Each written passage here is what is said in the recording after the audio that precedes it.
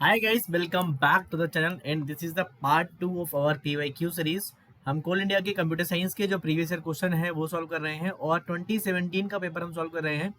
2017 का पार्ट 1 हमने सॉल्व कर लिया है। 2017 में जो पेपर हुआ था वो पार्ट 1 में हमने 10 क्वेश्चंस देखे थे। अगर आपने नहीं देखा तो कोल इंडिया की पूरी प्लेलिस्ट हमारे चैनल पे आप जाके देख सकते हो। 2020 का ऑलरेडी हमने पेपर सॉल्व कर लिया है कोर सब्जेक्ट वाले का। After completing of both the core subjects I will complete the FT and the reasoning and the general awareness and English part of that paper. Okay, तो बहुत सारे लोग बोल रहे थे भैया अगर मैं कोल इंडिया कंप्यूटर साइंस का हूँ, कोल इंडिया से मैंने सीएससी में सिस्टम वाली पोस्ट मैंने अप्लाई की है, ठीक है, तो उसमें फ्री रिसोर्सेस कहाँ से पढ़ें।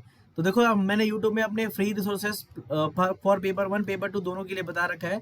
आप जाइए मेरे चैनल में, आपको प्लेलिस्ट मिलेगी कोल इंडिया की, वहाँ जाके आप देख सकते हो, पूरी कोल इंडिया से रिलेटेड वीडियो मिल जाएगी। उसके अलावा बहुत सारे लोग बोल रहे थे भैया टेस्ट सीरीज वगैरह कहाँ से लें क्योंकि प्रैक्टिस करना है क्वेश्चन। तो देखो हमने बनाई है all India mock test series for the Coal India Limited, जिसका लिंक आपको डिस्क्रिप्शन या कि पिन कमेंट में मिल रहा होगा। तो जाके टेस्ट सीरीज में इनरोल कर सकते हो। बहुत सारे टेस्ट लाइव हो चुके थे पहले, अभी आप जाओगे तो अभी भी आप कभी भी अटेंड कर सकते हो टेस्ट, ठीक है। तो टेस्ट कभी भी लाइव हुआ हो आप कभी भी अटेंड करो, आपकी रैंक आएगी, आपके मार्क्स सब कुछ आपको दिखाई देंगे। Link description and pin comment दोनों में मिल जाएगी, ठीक है। और कोल इंडिया से रिलेटेड जो भी जानकारी होगी आपको यहाँ पे मिल जाएगी। आज का जो हमारा पार्ट 2 है वहाँ पे हम फिर 10 क्वेश्चन सॉल्व करेंगे और ऐसे पार्ट 10 आएंगे, धीरे धीरे क्वेश्चन सॉल्व करेंगे। तो हर क्वेश्चन से कुछ ना कुछ सीखने की कोशिश करें, ठीक है। चलिए question number 11, which of the following is the time complexity of the dynamic programming algorithm to compute the binomial coefficient nck। so we have to compute nck compute करने के लिए कौन सा टाइम कॉम्प्लेक्सिटी होगा, ठीक है। ओके, सो यहाँ पे इन्होंने ये भी बताया कि डीपी भी हमें यूज करना है, डीपी भी हमें क्या करना है, यूज करना है, ठीक है। तो डीपी अगर यूज करते हैं तो हम देखो, हम जो भी चीज रिपीट होती है, जो भी चीज रिपीट होती है उसको क्या करते हैं, टेबल में स्टोर कर लेते हैं। तो टेबल का साइज जो होगा यहाँ पे n+1 साइज k+1 होगा, तो हमारी टेबल साइज एन की हो जाएगी। सेम चीज हमारे पास n+1 फंक्शंस होंगे, ठीक है, और k+1 हमें कॉल करना पड़ेगा। तो टोटल टाइम कॉम्प्लेक्सिटी कितनी होगी, n की होगी। वैसे n पावर k हो जाएगी अगर आप वो नहीं करोगे, टाइम आप यूज नहीं करोगे, अगर टाइम डायनेमिक प्रोग्रामिंग अगर आप यूज नहीं करोगे तो n पावर k हो जाएगी। तो n power k power n तो गलत है और n+k भी नहीं होगी। nk is the answer for that particular question, क्योंकि हम डायनेमिक प्रोग्रामिंग क्या कर रहे हैं, यूज कर रहे हैं। तो यहाँ पे मैंने सोल्यूशन में दे रखा है कि हम सी एन के कैसे निकालते हैं। अगर मैं बात करूँ एन सी के, अब कैसे निकालते हो, n-1 सी के -1 प्लस n-1 सी के, ऐसे निकालते हो। In dynamic programming, we fill a table size of n+1 k+1. Each entry is computed order of one time. So time complexity is order of n+1 into k+1. That is a theta of n power n into k. So time complexity dynamic programming के case में कभी भी बहुत कम cases होगा जब तुम्हारा polynomial में जाएगा n power n 2 power n। ऐसे जब डायनेमिक प्रोग्रामिंग हम यूज करते हैं तब नहीं जाता है। तब क्या हो जाता है, या तो n स्क्वायर हो जाएगा, या n हो जाएगा, या n log n हो जाएगा। ऐसे टाइम कॉम्प्लेक्सिटी हमारी हो जाती है जो कि एल्जेब्रिक फॉर्म में आ जाती है। So answer for that particular question is theta of n के। अब पूरा मैं आपको समझाऊं कोड लिख के और फिर उसको मैं एक्सप्लेन करूं तो ये पॉसिबल नहीं होगा। डायनामिक प्रोग्रामिंग मैंने पढ़ाया है अपने चैनल में, एल्गोरिथम वाली प्लेलिस्ट है, वहां जाके आप एल्गोरिथम वाली प्लेलिस्ट देखो, डायनामिक प्रोग्रामिंग आपको समझ में आ जाएगा, ठीक है, कि कैसे मैंने आंसर निकाल दिया इसको थीटा ऑफ n के। Got it, I hope you got it. Question number 12, which of the following constraints ensures that the value of the primary key cannot be null। Question number 12 किए हुए क्योंकि 10 तक हमने part 1 में किया है। सो कौन सा कंस्टेंट है जो हम बताता है कि प्राइमरी की नल नहीं हो सकती है। ओके, सो की कंस्टेंट है क्या, देखो की कंस्टेंट बोलता है कि all value of at least one column should be unique. तो बोलता है कि एक कॉलम जो है ना, जिसको मतलब की, मान लो ए बी सी कॉलम है, मान लो मैंने इसको की बोला, तो इसकी सारी वैल्यू क्या होनी चाहिए, यूनिक होनी चाहिए। दिस इज की कांस्टेंट। बट उन्होंने क्या बोला है कि हमें नल कौन सा वाला कांस्टेंट होता है वो बताता है। फॉरेन की कांस्टेंट दूसरा हो गया, दो टेबल लगती है, एक हमारी बेस टेबल, फॉरेन की वाला कांस्टेंट दूसरा हो गया, ठीक है। This is wrong, this is wrong. Entity integrity constant क्या बोलता है कि हमें एंटिटी की इंटीग्रिटी बना के रखनी है। मतलब देखो, एंटिटी मतलब एक, मान लो एक एंटिटी है, ठीक है, उसमें अगर प्राइमरी की होगी ही नहीं तो एंटिटी का जो अस्तित्व होगा वही नहीं होगा। So primary key can not be नल जो होता है एंटिटी इंटीग्रिटी कांस्टेंट के अंदर आता है, इनके अंदर नहीं आता है। डोमेन कांस्टेंट क्या बोलता है कि डोमेन का हमने वैल्यू फिक्स कर दिया, सपोज दैट मैंने इसको बोला कि ये इंट ही लेगा, ठीक है, ये डोमेन कांस्टेंट होता है। So answer for this question is option number 3, entity integrity constant. ठीक है, कैन नॉट बी नल, तो ये की कांस्टेंट नहीं होता। की कांस्टेंट में दो चीज होती है, कॉलम या तो यूनिक होना चाहिए प्लस नॉट नल होना चाहिए कॉलम। ठीक है, this is the key constant. But entity integrity बोलता है कि primary key can not be null. Got it. चलो क्वेश्चन नंबर 13 पे आते हैं। Question number 30 is from the operating system. तो पहला जो क्वेश्चन था वो एल्गोरिथम का था। First question was from algorithm subject, this is from the algo, and this is from DBMS, database management system. Okay, and this one is from the operating system. Okay, इस question को देखते हैं, solve करते हैं। So question is telling that कि two concurrent processes P and Q execute the following code. हमारे पास दो प्रोसेसेस हैं P and Q. So P is there, P is ending till here and Q is ending till here. Okay, now given S and T, तो दो process है P and Q जो कि code execute कर रहे हैं। Code को अच्छे समझो, वाई ट्रू वी डब्ल्यू ऐसा कुछ लिखा है, लेकिन क्वेश्चन को पढ़ते हैं। Given S and T are two binary semaphore variables. S and T हमारे पास बाइनरी सेमाफोर है, मतलब इनकी जो वैल्यू हो सकती है क्या हो सकती है, 0,1 इतनी हो सकती है। And P V are standard wait and signal function. P क्या काम करता है, अगर एस निकालोगे तो एस की वैल्यू कितनी हो जाएगी, S is equal to S minus 1 हो जाता है। अगर आप बी ऑफ एस निकालोगे तो एस की वैल्यू कितनी हो जाती है, एस इज इक्वल टू हो जाता है एस प्लस 1, मतलब एक से वैल्यू घटती है एक और एक से वैल्यू एक बढ़ती है। वेट पी को बोलते हैं, इसको क्या बोलते हैं, सिग्नल बोलते हैं। Functions respectively what should be the semaphore operations w x y and z for the output string this. So we have to generate output this. See that we have to generate the output this. This is a very good question, gate पे भी ऐसे question आते हैं। So 1 1 0 0 1 1 0 0 हमें ये output लाना है, तो हमें कैसी चीजें असाइन करनी होगी, हमें सेमाफोर असाइन करने होंगे। देखो, अच्छा ये क्वेश्चन ऐसा पूछा गया हो वो दिखाता हूँ मैं आपको। देखो, अगर मान लो यहाँ पे W की वैल्यू हमने 1 कर दी, अगर W की वैल्यू 1 कर दी, मान लो स्टार्टिंग में मैंने कर दिया W is equal to X is equal to Y is equal to Z equal to 1 कर दिया, तो देखो अपना आउटपुट ये तो पॉसिबल है आउटपुट, लेकिन एक आउटपुट और पॉसिबल है। अगर W 1 कर दिया, X 1 कर दिया, सब कुछ ट्रू हो गया, वाइल ट्रू, तो ये 0 0 0 प्रिंट होता रहेगा, ये 1 1 प्रिंट होता रहेगा। लेकिन हमें केवल स्पेसिफिक 1 आउटपुट चाहिए।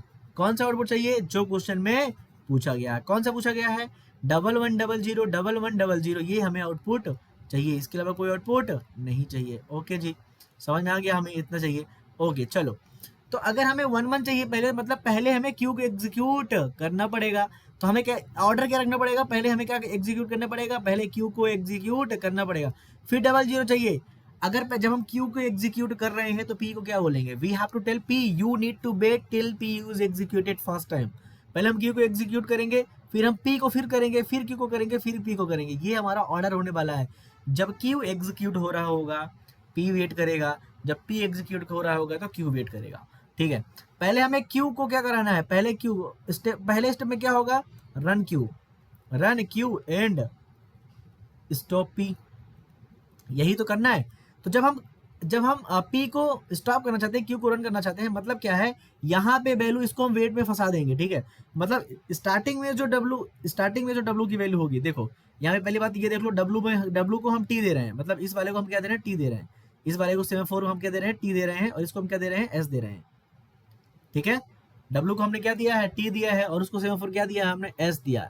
ठीक है, चलो तो हम क्या करेंगे, देखो यहाँ पे दिमाग लगाने वाली बात होगी, बहुत इंपॉर्टेंट चीजें हैं।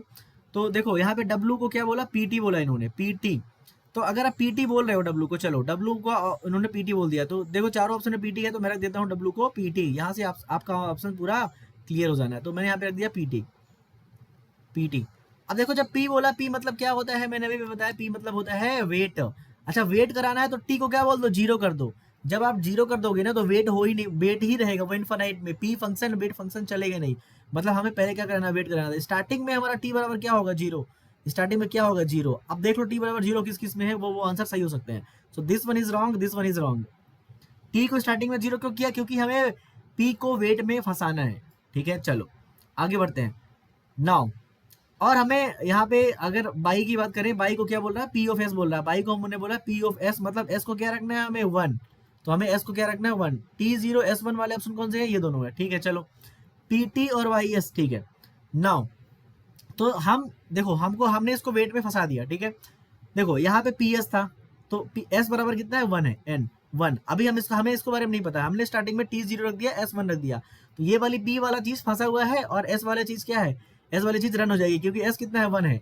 जब एस 1 है तो एस क्या हो जाएगा, जब ये रन होगा, देखो स्टार्टिंग में एस कितना है हमारा 1, टी कितना है 0। हमने क्यू को एग्जीक्यूट किया, ये वाले क्यू को हमने क्या किया, एग्जीक्यूट किया। जैसे ही क्यू को एग्जीक्यूट करेंगे, जैसे कोड एग्जीक्यूट होगा तो ये वाला तो फंस जाएगा 0 में, ये वाला 1 पे रह जाएगा, और एस कितना हो जाएगा, एस हमारा हो जाएगा 0, एस कितना हो जाएगा 0, और क्यू एग्जीक्यूट होगा तो प्रिंट 1 1 हो जाएगा, 2 बार 1 1 क्या हो जाएगा, प्रिंट हो जाएगा। Now we need what, we need 0 0, but we need double 0। यहाँ पे ये 0 में फंसा हुआ है, ये वेट कर रहा है कोई टी को 1 कर दे, तो यहाँ पे हम टी को क्या कर देंगे, वी ऑफ टी कर देंगे, तो यहाँ पे टी कितना हो जाएगा 1 हो जाएगा। तो वी ऑफ टी होगा जेड की जगह, जेड की जगह वी ऑफ टी कहाँ पे है, वी जेड की जगह वी ऑफ टी यहाँ पे है, तो option number this is correct, this is incorrect. फिर भी मैं करके दिखा देता हूँ आपको, ठीक है, कैसे होगा, ठीक है। नाउ हमने क्या किया, 0 0 किया, इसको वी ऑफ टी हो गया, टी कितना था पहले 0 था, तो टी अब कितना हो जाएगा 1 हो जाएगा एग्जीक्यूट करने पर। जब 1 हुआ तो फिर हम इसको अब देखो एस 0 हो चुका है, ये दोबारा तो एग्जीक्यूट हो नहीं सकता क्योंकि टी कितना हो गया 1, तो ये एग्जीक्यूट होगा, कितना एग्जीक्यूट होगा 0 0, अगेन टी कितना हो जाएगा यहाँ पे 0, क्यों, क्योंकि यहाँ पे पी टी लगा दिया। Now we need 1 1 again, P भी क्यू एग्जीक्यूट हो गया, पी हो गया, अगेन वी वांट क्यू, तो यहाँ पे हम क्या बोल देंगे, भाई जो तुमने पी को हमने 1 किया था ना, यहाँ पे वी एस कर दो, एक्स कितना हो जाएगा मेरा वी एस हो जाएगा, समझे, एक्स कितना हो जाएगा हमारा वी एस। तो this option is matching, very simple. तो अगर आप देखो, अब जो हमारा फाइनल आंसर आया उसमें देखो, आप एग्जीक्यूट करके देख सकते हो, आप पूरा आपका जो फाइनल आंसर है ना, इसमें अब if you will execute you will get the exact answer, execute करके चेक कर लो। तो हमें क्या करना था, ऑप्शन जो हमारा आउटपुट है उसके अकॉर्डिंग प्रोसेसेस को फंसाना था एस और वी में, पी और वी में, ठीक है, एस टी वगैरह देख के। So this one is a good question, option number 1 is the correct answer, operating system का एक क्वेश्चन है, ठीक है। क्वेश्चन नंबर 14 पे आता है, the output of the following C language code is the void main X is equal to 1, X is equal to 1 variable दिया हुआ है, एंड आई है, बाई इज इक्वल टू 2 है, for I is equal to 0, I less than 10 है, I plus plus है, X को हम क्या करेंगे, लेफ्ट शिफ्ट कर रहे हैं, ठीक है। तो यहाँ पे देखो एक ऑब्जर्वेशन है, यहाँ पे देखो दो चीजें होती है, X is equal to X left shift 1, और इसको होती है एक्स लेफ्ट शिफ्ट 1। देखो इसमें क्या है, storing also, storing after update, यहाँ पे क्या है, ओनली अपडेट। तो हम क्या कर रहे हैं, यहाँ पे स्टोर तो कर ही नहीं रहे ना, यहाँ पे देखो स्टोर पे, तो x की वैल्यू जो हो ना स्टार्टिंग में कितनी थी 1, जब आप इसको लेफ्ट शिफ्ट कर दोगे, लेफ्ट शिफ्ट कर रहे हो बट स्टोर तो कर नहीं रहे हो ना x में चेंजेस नहीं होगा, x will be same through out the journey, okay. So x तो हमारा 1 ही होने वाला, तो x हमारा 1 होने वाला, मतलब ऑप्शन कौन सा ट्रू हो जाएगा, देखो 10 और ये वाला तो खराब हो गया हमारा ऑप्शन, ठीक है। अब Y is equal to X plus I करना है, तो Y is equal to X plus I करना है, एक्स कितना है 1, फिर कितना हो जाएगा 0, Y is equal to 1 plus I कितना होगा 1, मतलब 1 से लेके 10 तक हमें क्या करना है, ऐड करना है।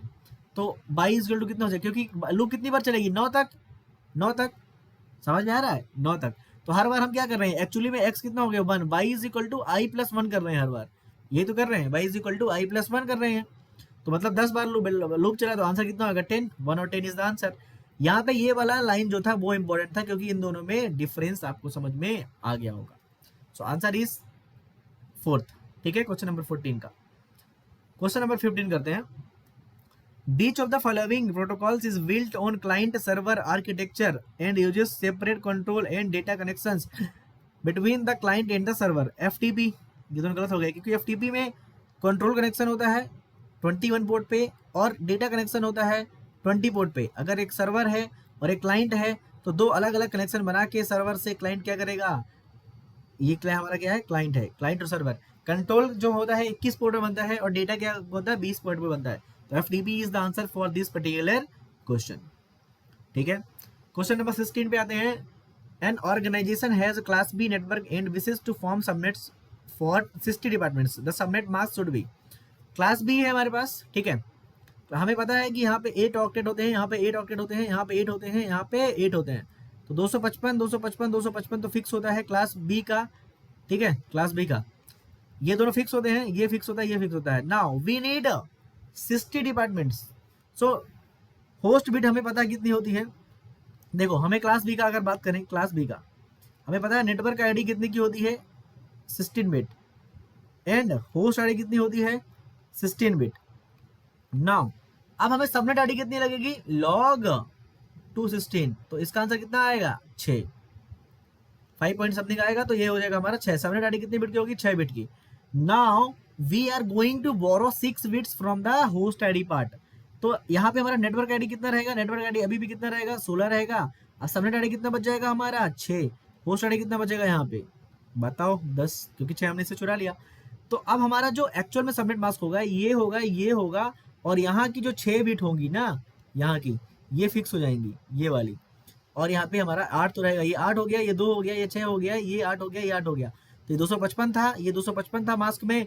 6 को कैसे लिखोगे बताओ, 6 को मास्क में कैसे लिखोगे 6 को, तो 3 माइनस कर दो तो आंसर कितना हो जाएगा 252। क्यों, क्योंकि इसका बिट 1 1 होता है, इन दोनों को माइनस कर दो 255 से 252 हो जाएगा, आंसर इज 3।